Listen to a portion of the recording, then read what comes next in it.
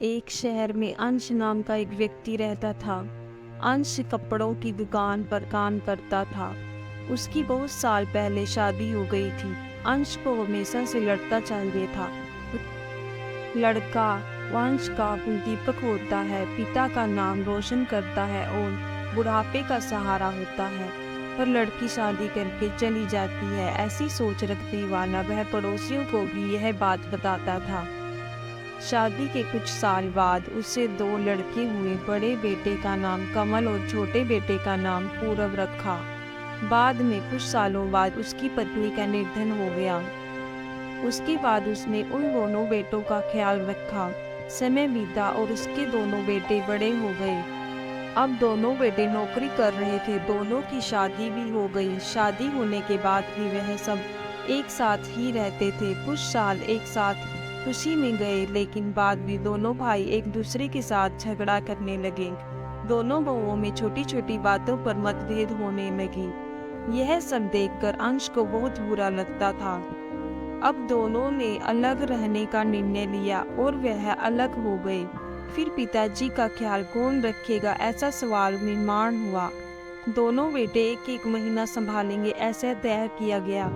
अंश एक बेटे के साथ एक महीने के लिए रहने लगा, फिर दूसरे बेटे के पास एक महीना, ऐसा उसका बंटवारा हुआ। पर जैसे जैसे वक्त बीतता गया वैसे वैसे बहुओं और बेटों में अंश को लेकर झगड़ा होने लगा। दोनों बेटों के घर में झगड़े का कारण अंश रहने लगा। यह बात अंश को अच्छे से समझ आ गई थी। अब अंश को पुरानी यादें याद आने लगी थी। उसने जिंदगी में कितनी बड़ी गलती की थी, यह उसे अब समझ में आ रहा था। पर अब इसका क्या फायदा। आखिर दोनों बेटों ने पिताजी को वृद्धाश्रम भेजने का निर्णय लिया। एक दिन दोनों ही पिताजी को लेकर वृद्धाश्रम में गए और वहां उन्हें छोड़कर वह दोनों अपने अपने घर वापस चले गए। बेटों के घर जाने के बाद अंश बहुत रोने लगा। उसके बाद वृद्धाश्रम में कई लोगों ने उसे समझाया, पर वह बहुत दुखी हो गया था। अंश को वृद्धाश्रम में आए 8 से 10 दिन हो गए थे। वह किसी से भी बातचीत नहीं करता था और एक पेड़ के नीचे बैठकर विचार में मगन रहता था। वहाँ के लोग उसे पूछते थे, पर उसने किसी को भी कुछ भी नहीं बताया। कुछ दिनों में वह एक व्यक्ति से थोड़ा बहुत बोलने लगा। बाद में दोनों की अच्छी दोस्ती हो गई। एक दिन वह दोनों बैठे थे, तब वह व्यक्ति अंश को अपनी कहानी बताने लगा। वह बोला कि मुझे एक ही बेटा है, वह मेरे साथ छोटी छोटी बातों पर झगड़ा करता था। इस बात से मैं बहुत उब गया था। उस वजह से मैंने वृद्धाश्रम में रहने का निर्णय लिया। मुझे कभी कभी लगता था कि मुझे बेटे के साथ एक बेटी भी होनी चाहिए थी। चित आज वह मेरे बुढ़ापे की लाठी बन सकती। उसका बोलना सुनकर अंश और ज्यादा दुखी हो गया और वह बहुत गहरे विचारों में खो गया। अंश को दुखी अवस्था में देखकर उसके दोस्त ने उसको पूछा, आप क्या सोच रहे हो? आपके सामने देखो, आश्रम के मालिक को, उसकी बेटी को, जिसने वृद्ध आश्रम का सारा काम संभाल रखा है। इनको एक मात्र बेटी थी। बेटी माँ और पिताजी से बहुत प्यार करती है। उतना ही प्यार वह वृद्ध आश्रम के हर एक व्यक्ति से करती है। अंश उसकी तरफ देखता ही रह गया और उसका मन और भी ज्यादा दुखी होने लगा।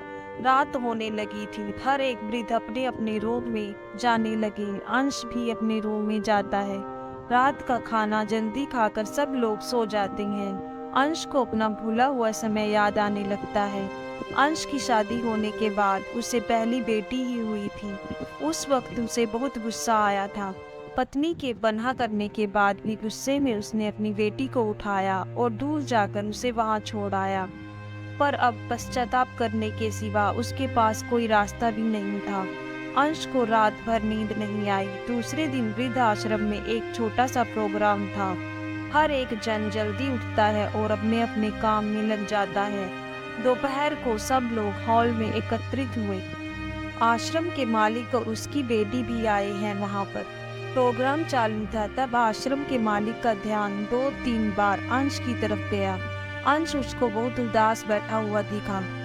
उसको लगता है कि शायद उसकी तबीयत अच्छी नहीं होगी। प्रोग्राम खत्म होने के बाद वह अंश से बात करने के लिए उसके पास जाते हैं। वह अंश को दुखी होने का कारण पूछती है। तभी अंश बहुत रोने लगता है और थोड़ी देर बाद वह अपनी पूरी कहानी उसको सुनाता है कि मुझे भी पहली बेटी ही हुई थी, मुझे बेटी नहीं चाहिए थी, इसलिए मैं गुस्से में आकर उसे छोड़कर आया। आज अब मैंने आपको आपकी बेटी के साथ देखा तो तभी मुझे समझ में आया कि बेटी कितना प्यार करती है। मेरी बेटी भी मेरे साथ होती तो मुझे यहाँ वृद्ध आश्रम में रहना नहीं पड़ता। मेरे दोनों बेटों ने मुझे दुख के सिवा कुछ भी नहीं दिया। मेरे द्वारा किए गए पापों की सजा आज मैं भुगत रहा हूँ। अंश की सब बातें सुनकर आश्रम के मालिक को बहुत दुख हो रहा था। दुखी होकर वो अंश को बोलते हैं कि यह मेरी बेटी नहीं है, मुझे यह नदी किनारे मिली थी। मैं उसे घर ले आया और बहुत प्यार से बड़ा किया। मैं और मेरी पत्नी उससे बहुत प्यार करते हैं और वह हम दोनों से भी उतना ही प्यार करती है।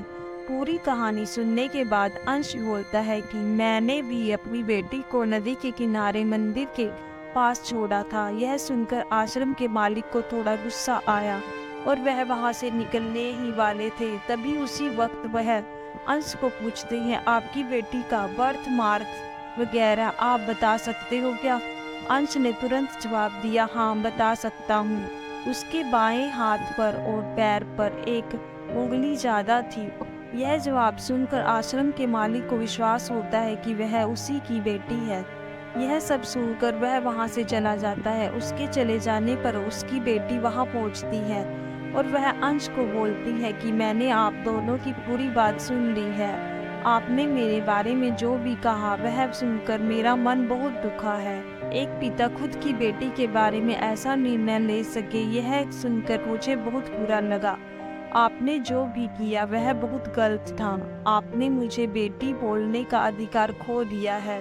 मैं आपकी बेटी होकर भी आप मुझे रास्ते पर छोड़कर चले गए थे और मैं उनकी बेटी ना होते हुए भी उन्होंने मुझ पर जान निछावर कर दिया। इसलिए वही मेरे सच्चे पिता हैं। आप इस वृद्ध आश्रम में रह सकते हैं, पर आज आपने उनके सामने जो बोला है वह फिर कभी भी उनके सामने मत बोलिएगा, क्योंकि आज तक मैंने उनको इतना दुखी कभी नहीं देखा। इतना बोलकर वह वहां से चली गई।